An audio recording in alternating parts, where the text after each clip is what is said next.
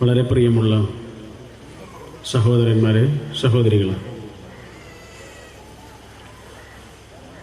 ജീവിതത്തിൻ്റെ ഓരോ ചുവടിലും പരമദയാലുവായ അള്ളാഹുവിൻ്റെ കൽപ്പനകളും നിർദ്ദേശങ്ങളും ഏതുവിധമാണ് എന്ന് പഠിച്ച് അത് പാലിച്ചുകൊണ്ട് ജീവിക്കുന്നവരിൽ ഉൾപ്പെടാൻ തീവ്രമായി പരിശ്രമിക്കണമേ എന്ന് അങ്ങേയറ്റത്തെ ആഹ്ലാദമുള്ളൊരു മനസ്സോടുകൂടി ഈ പെരുന്നാൾ മുറ്റത്ത് ഒരുമിച്ച് കൂടിയ എന്നെയും നിങ്ങളെയും ഉണർത്തുകയാണ്. അങ്ങനെ ജീവിക്കുന്നവരിൽ ഉൾപ്പെടാൻ അള്ളാഹു നമ്മെ ഓരോരുത്തരെയും അനുഗ്രഹിക്കുമാറാവട്ടെ. അല്ലാഹു അക്ബർ, അല്ലാഹു അക്ബർ, അല്ലാഹു അക്ബർ, അല്ലാഹു അക്ബർ, ലാ ഇലാഹ ഇല്ലല്ലാഹു അല്ലാഹു അക്ബർ, വലില്ലാഹിൽ ഹംദ്. പെരുന്നാള് തക്ബീറുകളുടെ ദിവസമാണ്. തക്ബീറുകൾ കൊണ്ട് ഒരു വിശ്വാസി പ്രഖ്യാപിക്കുന്നത് പടച്ചവനാണ് വലുത് എന്നാണ്. വലുത് എന്ന് നമുക്ക് തോന്നിയതൊന്നുമല്ല വലുത്. 30 നോമ്പുകൾ കൊണ്ട് നമ്മൾ പഠിച്ച ഏറ്റവും വലിയ പാഠം അതാണ്. പടച്ചവൻ എന്ന ഒരു ലഹരിയെ തിരിച്ചറിയുകയായിരുന്നു.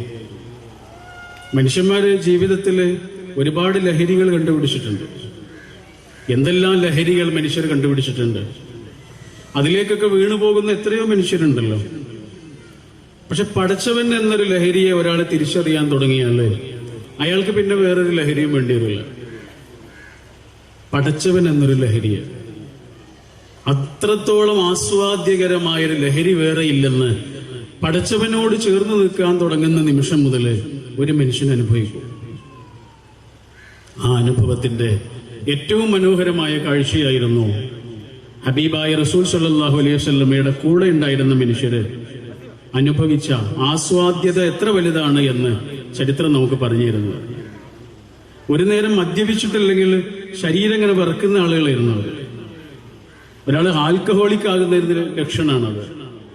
ഒരാൾ ആൽക്കഹോളിക് ആകുന്നതിന്റെ ലക്ഷണമാണ് അദ്ദേഹം ആഗ്രഹിക്കുന്ന സമയത്ത് അത് കിട്ടിയിട്ടില്ലെങ്കിൽ അയാളുടെ ശരീരം ഇങ്ങനെ വിറക്കും. അങ്ങനെ വിറച്ചിരുന്നവരാണ്.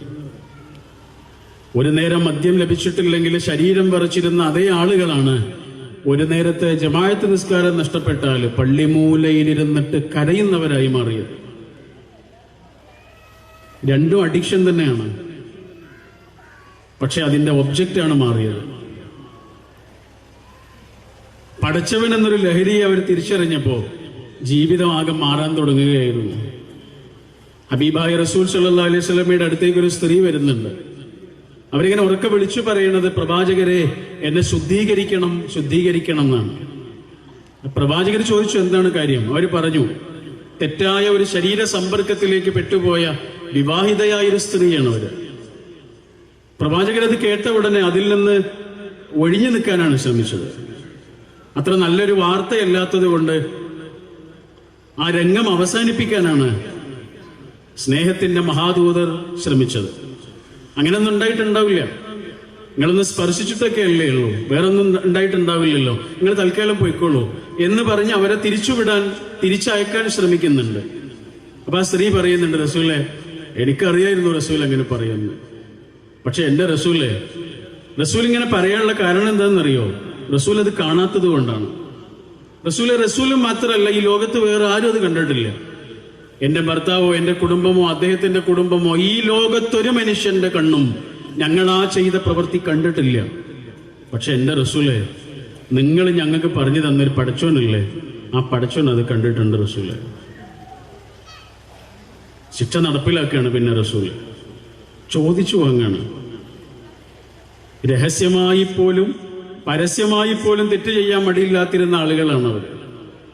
എന്നിട്ടല്ലേ രഹസ്യം. പരസ്യമായി പോലും തെറ്റ് ചെയ്യാൻ മടിയില്ലാതിരുന്ന മനുഷ്യരാണ് രഹസ്യമായി ചെയ്ത ഒരു തെറ്റിന്റെ പേരിൽ പരസ്യമായി വന്ന് ശിക്ഷ ഏറ്റുവാങ്ങുന്നത്. ഇത് പോലീസ് കാണുന്നുള്ളത് കൊണ്ടോ, പട്ടാളം അറിയുന്നുള്ളത് കൊണ്ടോ, ജയിലിൽ അടക്കപ്പെടുമെന്നത് കൊണ്ടോ ആ പേടിയൊന്നായിരുന്നില്ലല്ലോ. പിന്നെയോ അസാധാരണമായൊരു സാന്നിധ്യത്തെ അവർ തിരിച്ചറിയായിരുന്നു. ഒളിഞ്ഞിരിക്കാൻ കഴിയാത്ത ഒരു മഹാസാന്നിധ്യത്തിന്റെ ആ പ്രഭയെ അവർ തിരിച്ചറിയായിരുന്നു. ജീവിതാകം മാറിപ്പോവാണ്. റസൂൽ സല്ലല്ലാഹു അലൈഹി വസല്ലം ആ സ്ത്രീയുടെ മേൽ ശിക്ഷ നടപ്പിലാക്കുന്നു, കല്ലെറിയാണ്. ഒരേറെ ആ സ്ത്രീയുടെ നെറ്റിത്തടത്തിൽ തട്ടിയിട്ട് ചോര വല്ലാതെ തെറിച്ചുപോയി. ഒരു ചോരത്തുള്ളി വന്നു വീണത് അലി റളിയല്ലാഹു അൻഹുവിന്റെ കുപ്പായത്തിലായിരുന്നു. അദ്ദേഹം ഇങ്ങനെ എന്തോ ഒരു ശാപവാക്ക് പറഞ്ഞു വന്നു. ആ സ്ത്രീ ചെയ്ത പ്രവർത്തനവുമായി ബന്ധപ്പെട്ട് ഒരു ശാപവാക്ക് പറഞ്ഞു. അടുത്ത് നിൽക്കുന്നുണ്ട് സ്നേഹത്തിന്റെ മഹാദൂതർ. പ്രവാചകരിങ്ങനെ തടഞ്ഞു പ്രിയപ്പെട്ടവന്. അലി അത്രയും പ്രിയപ്പെട്ട ആളാണ്. എന്നിട്ട് റസൂൽ സല്ലല്ലാഹു അലൈഹി വസല്ലം അദ്ദേഹത്തെ ഇങ്ങനെ തടഞ്ഞിട്ട് പറഞ്ഞു, അലി മിണ്ടരുത്. ആ സ്ത്രീ ആരാണെന്നറിയോ അലിക്ക്? അവർ ചെയ്ത ഒരു പശ്ചാത്താപമുണ്ട്. ആ പശ്ചാത്താപം മക്കയിലും മദീനയിലുമുള്ള സകല മനുഷ്യന്മാർക്ക് വിതരണം ചെയ്താലും പിന്നെയും ബാക്കിയുണ്ടാവും. ചെയ്ത തെറ്റിന് ഈ ഭൂമിയിൽ നിന്ന് തന്നെ ശിക്ഷ ഏറ്റുവാങ്ങി പടച്ചവന്റെ അടുത്തേക്ക് ഒരു വെള്ളപ്പേജായി തിരിച്ചു പോകുന്ന പരിശുദ്ധയായ സ്ത്രീയാണ്. ആ സ്ത്രീയുടെ ഖബറിനരികിൽ നിന്ന് മയ്യത്ത് നിസ്കരിച്ചിട്ടാണ് പ്രവാചകർ തിരിച്ചു പോകുന്നത്. ഇതായിരുന്നു ആ മനുഷ്യർ. അവര് ഭയന്നിരുന്നത് പടച്ചവനായിരുന്നു. അതിന് കാരണം എത്രയേ ഉള്ളൂ? പലതരം ലഹരികളിലേക്കും പലതരം അടിമത്തങ്ങളിലേക്കും നിരന്തരമായി വ്യാപിച്ചിരുന്ന മനുഷ്യര്. വലുതെന്ന് തോന്നിയതൊന്നുമല്ല വലുതെന്ന് തിരിച്ചറിഞ്ഞപ്പോ ജീവിതാകെ മാറിപ്പോവുകയായിരുന്നു. റമദാന് കൊണ്ട് പടച്ചവൻ നമുക്ക് പഠിപ്പിച്ചു തന്നത് അതാണ്. നമ്മൾ വിചാരിച്ചതൊന്നുമല്ല വലുത് എന്നും ആ മഹാസാന്നിധ്യത്തെ ഒരാൾ തിരിച്ചറിയാൻ തുടങ്ങുമ്പോൾ ജീവിതം എത്രമേൽ മാറുമെന്ന അതീവ ഹൃദ്യമായൊരു കാഴ്ചയുടെ സുഗന്ധമായിരുന്നു റമദാൻ. അതെത്ര ഒരാൾക്ക് ജീവിതത്തിൽ ഇനി തുടർന്നു കൊണ്ടുപോകാൻ കഴിയുന്നുണ്ടോ അത്രയുമാണ് ഒരാൾ വിജയിച്ച ആളായി മാറുന്നത്. തോട് കുറുകെ ചാടുമ്പോൾ നമ്മൾ എന്താ ചെയ്യുക? നേരെ ചെന്നിട്ട് തോട് കുറുകെ ചാടിയാൽ തോടിന്റെ നടുവിൽ പോയി കിടക്കും. പകരം കുറച്ച് സ്റ്റെപ്പുകൾ ബാക്കിലേക്ക് ആദ്യം പോവുക, അല്ലെ? കുറച്ച് സ്റ്റെപ്പുകൾ ബാക്കിലേക്ക് പോകും. 1 step back is 7 steps ahead എന്ന് പറയാറുണ്ട്. ഒരു ചുവട് പിറകിലേക്ക് വെച്ച ആൾക്ക് 7 ചുവട് മുന്നോട്ട് വെക്കാനുള്ള കുതിപ്പ് കിട്ടുമെന്ന്, അതിനുള്ള ഊർജം കിട്ടുമെന്ന്. 11 മാസത്തെ തോടും കായലും കാട്ടുപാതകളും നമ്മളെ കാത്തിരിക്കുന്നുണ്ട്. അതൊക്കെ ഒന്ന് കുറുകെ ചാടണമെന്നുണ്ടെങ്കിൽ കുറച്ചൊന്ന് ബാക്കിലേക്ക് പോകണം. 30 ചുവടുകൾ പിറകോട്ട് പോയ കാഴ്ചയായിരുന്നു റമദാനിലെ 30 ദിനരാത്രങ്ങൾ. ഒന്ന് ചുവടിലേക്ക് പോയതായിരുന്നു. ഇനി 11 മാസം നമുക്ക് കുറുകെ ചാടാൻ കുറച്ചൊന്നുമല്ല പ്രയാസകരമായ വഴികൾ നമ്മളെ കാത്തിരിക്കുന്നത്, പ്രലോഭനങ്ങളുടെ നിരന്തരമായ സാന്നിധ്യങ്ങൾ കാത്തിരിക്കുന്നത്, വശീകരണങ്ങളുടെ കൗതുകങ്ങൾ കാത്തിരിക്കുന്നത്. അതിൽ നിന്ന് ഒരാൾക്ക് മോചനം നേടണമെന്നുണ്ടെങ്കിൽ അയാൾ ശിക്ഷണം നേടണം. ആ ശിക്ഷണമായിരുന്നു റമദാൻ. മുറ്റത്ത് കളിച്ചുകൊണ്ടിരിക്കുന്ന കുട്ടി പെട്ടെന്ന് കരയാൻ തുടങ്ങി. ഉമ്മ ഓടിച്ചെന്ന് നോക്കിയപ്പോഴാണ് അവന്റെ കൈയൊരു കുടത്തിൽ കുടുങ്ങിപ്പോയിരിക്കണം, ചെമ്പിന്റെ കുടത്തിൽ കുടുങ്ങിപ്പോയിരിക്കണം. എന്തൊരു രസത്തിന് വേണ്ടി അവൻ കൈയിട്ടതാണ്, പക്ഷെ കുടുങ്ങിപ്പോയി. ഉമ്മ പല പണിയും ശ്രമിക്കുന്നുണ്ട്, പല വഴിയും നോക്കുന്നുണ്ട്, പറ്റുന്നില്ല. ഉമ്മ വിചാരിക്കുകയാണ് കുടം മുറിച്ചു കളയേണ്ടി വരും, അല്ലാതെ എന്ത് ചെയ്യും? പക്ഷെ അപ്പോഴാണ് ഉമ്മക്ക് പെട്ടെന്നൊരു ആശയം തോന്നിയത്. ഉമ്മ അവനിങ്ങനെ കാണിച്ചു കൊടുത്തു, മോനെ കൈ ഇങ്ങനെ വിരിച്ചു വെച്ചിട്ട് ഇങ്ങനെ കൂട്ടിയിട്ട് വലിച്ചു നോക്കൂ. മോനിപ്പോ ഇങ്ങനെയല്ല കൈ പിടിച്ചിരിക്കണ, അത് ഇങ്ങനെ ആക്കി നോക്കൂ, എന്നാൽ നിനക്ക് പുറത്തേക്ക് കൈ വലിക്കാൻ കഴിയും. എത്ര പറഞ്ഞിട്ട് അവൻ അങ്ങനെ ചെയ്യുന്നില്ല. ഇല്ല അമ്മ, ഞാൻ അങ്ങനെ ചെയ്യൂല, കൈ ഒരിക്കലും ഇങ്ങനെ കാണിക്കൂല, അങ്ങനെ കാണിക്കൂല. അതെന്താ മോനെ? എന്റെ കയ്യിന്റെ ഉള്ളിലൊരു മിഠായി ഉണ്ട്, അത് വീണു പോകും. എത്രയെത്ര കൗതുകങ്ങളുടെ ചെമ്പിൻ കുടങ്ങളിലേക്ക് കൈയിട്ട് പിന്നെയും പിന്നെയും പിന്നെയും വേദനിച്ചിട്ടും ആ മിഠായി ഒന്ന് താഴെയിടാതെ കുസൃതി കാണിക്കുന്നൊരു കുട്ടി എന്റെയും നിങ്ങളുടെയും ഒക്കെ ഉള്ളിലുണ്ട്. ഓരോരോ കൗതുകങ്ങളിലേക്ക് ഒരു രസത്തിന് വേണ്ടിയിട്ടാണ് നമ്മൾ ചെന്നു വീഴുക. അതിന്റെ അപകടം തിരിച്ചറിയുമ്പോഴേക്ക് നഷ്ടങ്ങൾ കുറെ ഉണ്ടായിട്ടുണ്ടോ? മോഷ്ടിക്കാൻ വന്ന കള്ളന്റെ ഏറ്റവും വലിയ വെല്ലുവിളി വീട്ടിലെ നായയായിരിക്കുമല്ലോ. അതുകൊണ്ട് നായയെ വശീകരിക്കാൻ വേണ്ടി കള്ളന്റെ കയ്യിൽ ചെറിയൊരു സൂത്രം ഉണ്ടാവും. അതെന്താണ്? കള്ളനൊരു ഇറച്ചി കഷ്ണമായിട്ടാണ് വന്നിരിക്കുന്നത്. കുറച്ച് തുടങ്ങുന്ന നായക്ക് ഈ ഇറച്ചി കഷ്ണം ഇട്ടെടുക്കുന്നതോടുകൂടി നായക്ക് വല്ലാത്ത സന്തോഷമായിരിക്കും. എന്തൊരു സ്നേഹമുള്ള കള്ളൻ! നായ ആ ഇറച്ചി കഷ്ണം കഴിക്കാൻ തുടങ്ങും. കള്ളന്റെ ജോലിയൊക്കെ കഴിഞ്ഞിട്ട് തിരിച്ചു വരുമ്പോൾ കള്ളൻ കൂട്ടിലേക്കൊന്ന് നോക്കും. നായയുടെ കൂട്ടിലേക്കൊന്ന് നോക്കുമ്പോൾ ആ നായ ചത്തു കിടക്കുന്നുണ്ടാവും. ജീവൻ നഷ്ടപ്പെട്ടു അതിന്. കാരണം അത് വെറും ഇറച്ചി കഷ്ണം മാത്രമായിരുന്നില്ല, അതിനകത്ത് കള്ളൻ ഒരു വിഷത്തുള്ളി ഒളിപ്പിച്ചു വെച്ചിരുന്നു. ഏതെല്ലാം തരത്തിലുള്ള കൗതുകങ്ങൾ നമ്മളെ വശീകരിക്കുമ്പോഴും ഞാനും നിങ്ങളുമൊക്കെ തിരിച്ചറിയേണ്ടതാണ് നമ്മളെ കൊല്ലുന്ന ഒരു വിഷത്തുള്ളി അതിനകത്തുണ്ട്. അതെത്ര പെട്ടെന്നാണ് ഒരാൾക്ക് തിരിച്ചറിയാൻ കഴിയുന്നത്, അത്രയും ഒരാളുടെ ജീവിതം സൂക്ഷ്മതയുള്ള ഒരു ജീവിതമായിട്ട് മാറും. അതിനുവേണ്ടിയിട്ടായിരുന്നു റമദാൻ എന്ന ഒരു പാഠശാല പഠിച്ചു തന്നത്. ശ്രദ്ധയുള്ള ഒരു ജീവിതം നയിക്കാനായിരുന്നു. തഖ്വ എന്ന് പറഞ്ഞാൽ അത്രയേ ഉള്ളൂ. വയനാട് കൃഷി ചെയ്ത ആപ്പിളിൽ നിന്ന് ഒരു 100 ആപ്പിള് കോഴിക്കോട്ടെ ഏറ്റവും വലിയ ഹോട്ടലിലേക്ക് കൊണ്ടുവരണം. ആ ഹോട്ടലിന്റെ മുതലാളി ആ കർഷകനോട് ആകെ പറഞ്ഞ കാര്യം, നിങ്ങൾ എങ്ങനെയാണോ ആപ്പിൾ പറിച്ചെടുത്തത് അതുപോലെ ഞങ്ങളുടെ മേശയിലേക്ക് എത്തണം. ചതയാൻ പാടില്ല, ചൂട് തട്ടിയിട്ട് എന്തെങ്കിലും കുഴപ്പമുണ്ടാകാൻ പാടില്ല, കൊണ്ടുവരുന്ന വഴിയിൽ യാതൊരു നിലക്കും അപകടങ്ങൾ ഉണ്ടാകാൻ പാടില്ല. എങ്ങനെയാണോ പറിച്ചത് അതുപോലെ ഞങ്ങളുടെ മേശയിലേക്ക് എത്തണം എന്ന് പറഞ്ഞാലേ ആ കർഷകന് 100 ആപ്പിളും കൊണ്ട് എങ്ങനെയാണ് വരിക? അതിന്റെ പേരാണ് തഖ്വ. പഠിച്ചോൻ പറഞ്ഞത്, നമ്മൾ എങ്ങനെയാണോ ഈ ഭൂമിയിലേക്ക് പൊട്ടി വീണത്, ഉമ്മയുടെ ഗർഭപാത്രത്തിൽ നിന്ന് എങ്ങനെയാണോ ഈ മണ്ണിലേക്ക് അറ്റു വീണത്, അതുപോലെ പഠിച്ചവന്റെ അടുത്തേക്ക് തിരിച്ചു ചെല്ലണമെന്നാണ്. കേടുകളും കുഴപ്പങ്ങളൊക്കെ വരും, മനുഷ്യൻ എന്ന നിലയ്ക്കുള്ള സ്വാഭാവികതകളൊക്കെ സംഭവിക്കും. പറയണ എനിക്കും കേൾക്കുന്ന നിങ്ങൾക്കും ഒക്കെ രഹസ്യമുണ്ട്, പരസ്യമുണ്ട്. ഇതൊക്കെ പറഞ്ഞു കഴിഞ്ഞിട്ട് ഞാൻ ഒറ്റക്കാകുന്ന ഒരു നിമിഷമുണ്ട്.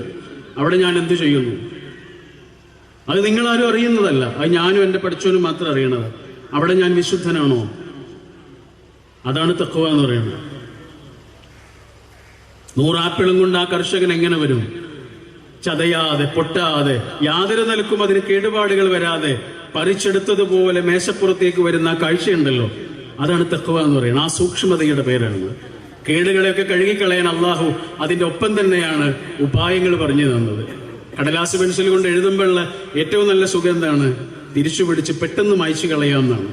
ഈ പെട്ടെന്ന് മായ്ച്ചു കളയുന്ന എറേസറിന്റെ പേരാണ് തൗബ എന്ന് പറയുന്നത്, പശ്ചാത്താപം. അത് കൂടെയാണ്, നമ്മുടെ കൂടെയാണ്. പിന്നെയും പിന്നെയും നമ്മൾ ആലോചിക്കേണ്ടത്, പടച്ചവനെന്നൊരു നമ്മൾ എത്ര വേർപെട്ടു പോയി. നമ്മുടെ കുഞ്ഞു കുഞ്ഞു യുക്തികളുടെ പേരിൽ അള്ളാഹുവിനെ എത്ര പ്രാവശ്യം നമ്മൾ സംശയിച്ചു. അവന്റെ അസ്തിത്വത്തെ പോലും സംശയിച്ച നിമിഷങ്ങൾ ഉണ്ടായിട്ടില്ലേ? സന്ദേഹിച്ച നിമിഷങ്ങൾ ഉണ്ടായിട്ടില്ലേ? അവന്റെ സ്നേഹത്തിൽ നമ്മൾ സംശയിച്ച നിമിഷങ്ങൾ ഉണ്ടായിട്ടില്ലേ? ഓരോരോ ഇഷ്ടങ്ങളിൽ പെട്ട് അവന്റെ ഇഷ്ടങ്ങളെ നഷ്ടപ്പെടുത്തിയ എത്രയെത്ര നേരങ്ങൾ ഉണ്ടായിട്ടുണ്ട്. എന്നിട്ട് അവൻ നമ്മളെ കൈവിട്ടോ? കൈവിട്ടു. അബൂ യസീദ് ബിസ്താമി എന്ന് പറഞ്ഞിട്ടുള്ള വളരെ പ്രസിദ്ധനായ ഒരു കവിയുണ്ട്. അദ്ദേഹത്തിന് ഒരു കവിതയുണ്ട്. അദ്ദേഹം ആ കവിതയിൽ പറയുന്നുണ്ട്, പടച്ചോനെ, എനിക്ക് നിന്നോട് സ്നേഹമാണ്. അതിന്റെ കാരണം എനിക്കറിയാം, കാരണം എനിക്കതുകൊണ്ട് ഒരുപാട് ആവശ്യങ്ങളുണ്ട്. പക്ഷെ നീ എന്തിനാണ് എന്നെ ഇങ്ങനെ സ്നേഹിക്കുന്നത്? ഞാൻ നിന്നെ സ്നേഹിക്കുന്നതിന്റെ കാരണങ്ങൾ എനിക്കറിയാം, എനിക്കതുകൊണ്ട് ആവശ്യങ്ങളുണ്ട്. പക്ഷെ എന്റെ പടച്ചോനെ, നീ എന്തിനാണ് എന്നെ ഇങ്ങനെ സ്നേഹിക്കുന്നത്? പടച്ചവന്റെ മഹത്വത്തെയും ആ വലുപ്പത്തെയും ആ സാന്നിധ്യത്തിന്റെ പ്രഭയെയും അതിന്റെ ആ വലയത്തെയും ഒരാൾ തിരിച്ചറിയാന്നുള്ളതാണ് അല്ലാഹു അക്ബറിന്റെ അർത്ഥം. പറയാൻ വളരെ എളുപ്പമാണ്, ജീവിതം കൊണ്ട് ഒരാൾ സാക്ഷാത്കരിക്കണം. മറ്റൊന്നുമല്ല വലുത്, പടച്ചവനാണ് വലുത്. ഈ പടച്ചവനോടും മനുഷ്യനോടുമുള്ള ബന്ധമാണ് നോമ്പ് പഠിപ്പിച്ച പാഠം. പെരുന്നാൾ പ്രഭാഷണത്തിന്റെ ദിവസമല്ല, വളരെ കുറച്ചു നേരം കൊണ്ടായിരുന്നു റസൂലുള്ളാഹിയുടെ സംസാരം അവസാനിച്ചിരുന്നത്. പെരുന്നാൾ നിസ്കാരമാണ്, പെരുന്നാൾ പ്രസംഗമല്ല. അതുകൊണ്ട് നമുക്ക് വളരെ കുറച്ചു നേരം കൊണ്ട് അവസാനിപ്പിക്കാം. രണ്ടാമത്തെ കാര്യം എത്രയേ ഉള്ളൂ, മനുഷ്യൻ. പടച്ചവനോടുള്ള ബന്ധം ഒരാൾ നന്നാക്കുകയും മനുഷ്യനോടുള്ള ബന്ധം ഒരാൾ നന്നാക്കുകയും വേണം. അതുകൊണ്ടാണ് പടച്ചവൻ പറഞ്ഞത്, ഞാൻ നിങ്ങൾക്ക് പുറത്തു തരണമെന്ന് നിങ്ങൾ ആഗ്രഹിക്കുന്നില്ലേ? എന്നാൽ നിങ്ങൾ ആദ്യം ഒരു കാര്യം ചെയ്യണം കേട്ടോ, നിങ്ങളുടെ ചുറ്റുമുള്ള കുറച്ച് മനുഷ്യന്മാരില്ലേ, അവർക്കൊന്ന് പുറത്തു കൊടുക്കണം. ഇതൊരു വാക്കാണത്. പ്രവാചകൻ സല്ലല്ലാഹു അലൈഹി വസല്ലമയുടെ ഏറ്റവും വലിയൊരു ആഗ്രഹം ഉണ്ടായിരുന്നു, കഅബയുടെ താക്കോല് ഒന്ന് കയ്യിൽ പിടിക്കണം. എത്ര മോഹിച്ചിട്ടുണ്ടാവും. അതെപ്പോഴും കയ്യിൽ വെക്കുന്ന ഒരാളുണ്ട്, അതിന്റെ സൂക്ഷിപ്പുകാരനായ ഒരാള്. അദ്ദേഹത്തിന്റെ പേര് ഉസ്മാൻ ബിൻ ത്വൽഹ എന്നാണ്. ഒരിക്കൽ പ്രവാചകൻ അദ്ദേഹത്തോട് ചോദിച്ചു, ഉസ്മാൻ, ആ താക്കോല് കുറച്ചു നേരം ഒന്ന് പിടിക്കാൻ വേണ്ടി എന്റെ കയ്യിലേക്ക് തരുമോ? ഉസ്മാൻ ബിൻ ത്വൽഹ അഹങ്കരിച്ചുകൊണ്ട് പറഞ്ഞു, ഇല്ല മുഹമ്മദ്, അതിനുള്ള യോഗ്യത തനിക്കില്ല എന്ന് പറഞ്ഞു. പ്രവാചകർ അപമാനിതനായ പ്രവാചകർ ഉസ്മാൻ ബിൻ ത്വൽഹയോട് പറഞ്ഞു, എന്റെ പ്രിയപ്പെട്ട ഉസ്മാൻ, അതെന്റെ കയ്യിൽ വരുന്ന ഒരു ദിവസമുണ്ട്. അന്നത് എന്ത് ചെയ്യണമെന്ന് ഞാൻ തീരുമാനിക്കും. സ്നേഹപൂർവ്വമുള്ളൊരു വെല്ലുവിളിയായിരുന്നു. ഉസ്മാൻ ഇബ്നു ത്വൽഹ പറഞ്ഞു, നടക്കൂല മുഹമ്മദ്, അങ്ങനെ സംഭവിച്ചാൽ അത് അറേബ്യയുടെയും ഖുറൈശികളുടെയും പതനമായിരിക്കും. പ്രവാചകര് പറഞ്ഞു, ഇല്ല ഉസ്മാൻ, അന്നും അറേബ്യക്കും ഖുറൈശികൾക്കുമൊക്കെ നല്ല കാലം തന്നെയായിരിക്കും. മക്ക വിജയത്തിന്റെ ദിവസം ആ താക്കോൽ ഹബീബായ റസൂൽ സല്ലല്ലാഹു അലൈഹി വസല്ലമയുടെ കൈയുടെ ഉള്ളിലായിരുന്നു. എല്ലാവരും ആഗ്രഹിക്കുന്നുണ്ട്, എനിക്കൊന്ന് തന്നെങ്കിൽ. അലി റളിയല്ലാഹു അൻഹു ഒക്കെ പരസ്യമായി പറയുക പോലും ചെയ്തു, പ്രവാചകരെ ആ താക്കോൽ എന്നെ ഏൽപ്പിക്കോ. സ്നേഹത്തിന്റെ ആ അലക്കടൽ എന്തു ചെയ്തു എന്നറിയോ? ഒരു ചരിത്ര നിമിഷമാണ്.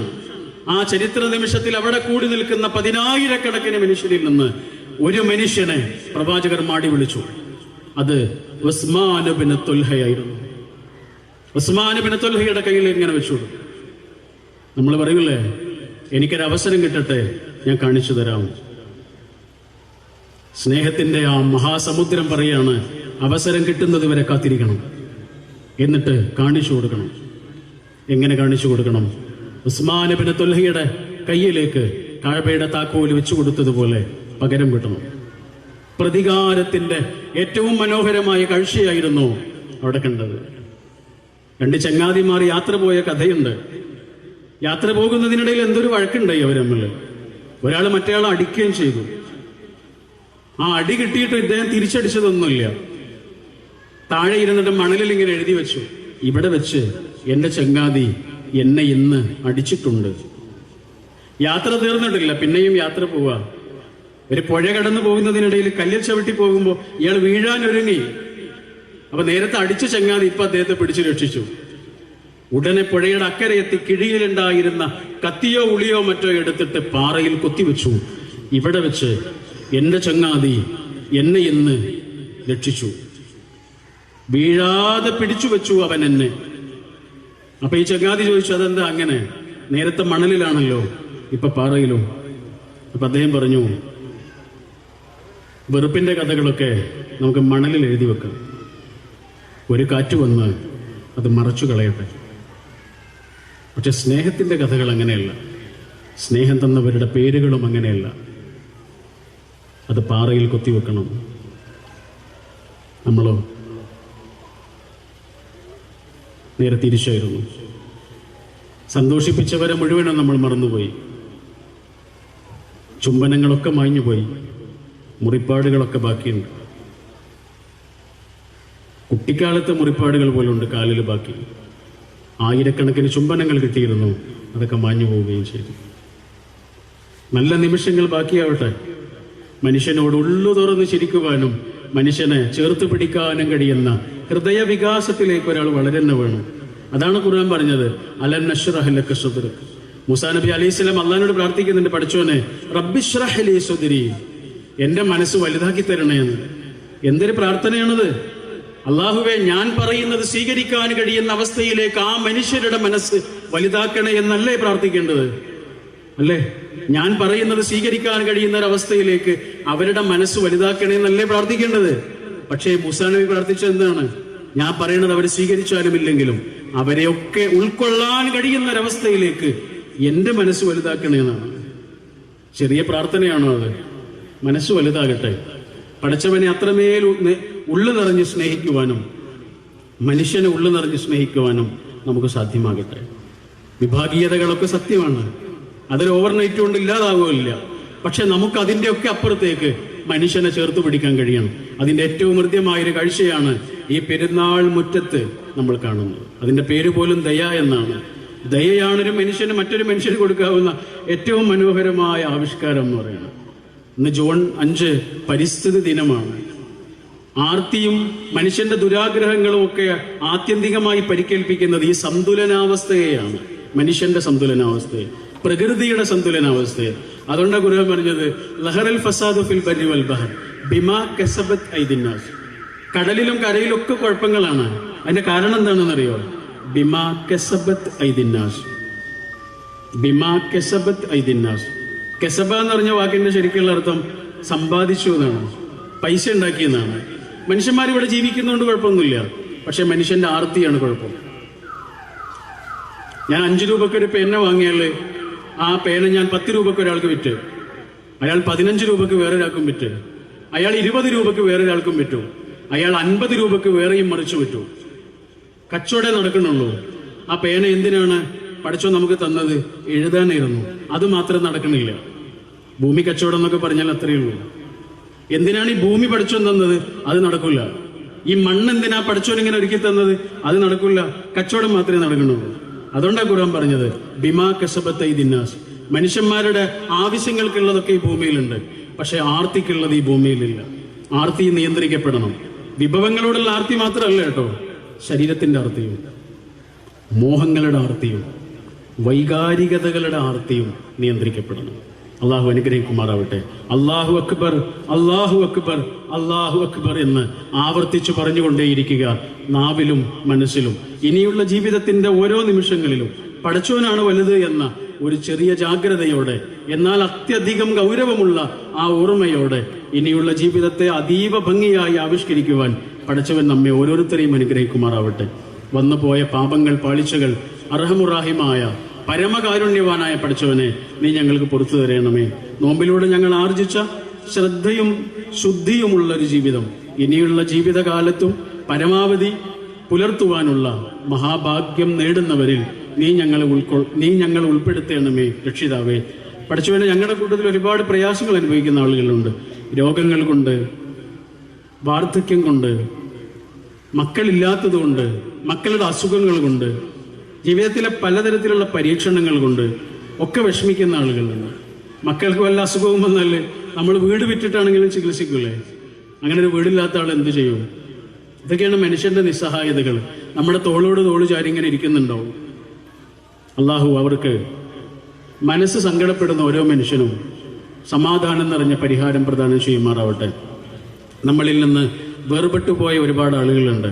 നമ്മുടെ വല്യുപ്പമാർ, വല്യമ്മമാർ, മാതാപിതാക്കളിൽപ്പെട്ടവർ, ഗുരുജനങ്ങളിൽപ്പെട്ടവർ, സ്നേഹിതരിൽപ്പെട്ടവർ. അള്ളാഹു അവർക്കെല്ലാം അവരുടെ പാപങ്ങൾ പുറത്തു കൊടുത്ത് നമ്മൾ ഇവിടെ അനുഭവിക്കുന്നതിനേക്കാൾ വലിയ സന്തോഷം അവരുടെ ഖബർ ജീവിതത്തിൽ ചൊരിഞ്ഞു കൊടുക്കുമാറാവട്ടെ. റബ്ബനാ ആതിനാ ഫിദ്ദുനിയാ ഹസന വഫിൽ ആഖിറതി ഹസനതൻ വഖിനാ അദാബന്നാർ. അല്ലാഹുമ്മ അല്ലിഫ് ബൈന ഖുലൂബിനാ വഅസ്ലിഹ് ദാത ബൈനിനാ. അല്ലാഹുമ്മ അല്ലിഫ് ബൈന ഖുലൂബിനാ വഅസ്ലിഹ് ദാത ബൈനിനാ. അല്ലാഹുമ്മ സല്ലി വസല്ലിം അലാ നബീക മുഹമ്മദിൻ വആലിഹി വഅസ്ഹാബിഹി വസല്ലം. എല്ലാവർക്കും ഹൃദയം നിറഞ്ഞ പെരുന്നാൾ ആശംസകൾ. അസ്സലാമു അലൈക്കും.